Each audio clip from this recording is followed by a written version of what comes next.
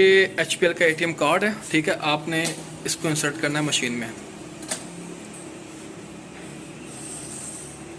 یہاں پہ تھوڑا ویٹ کریں گے آپ. یہاں پہ آپ نے لینگویج کا انتخاب کرنا ہے. میں نے اردو سلیکٹ کیا. یہاں پہ پرانا پاسورڈ لگائیں گے آپ، ٹھیک ہے.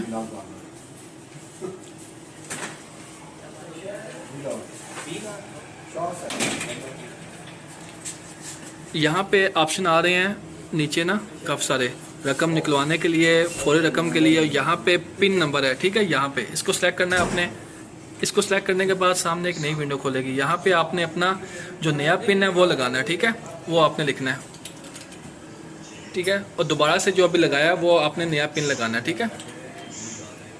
اور اس طرح آپ کا یہ پن چینج ہو گیا، ٹھیک ہے. میری ویڈیو آپ کو اچھی لگی ہو، ویڈیو کو لائک کیجیے گا، چینل کو سبسکرائب کیجیے گا. شکریہ. اللہ حافظ.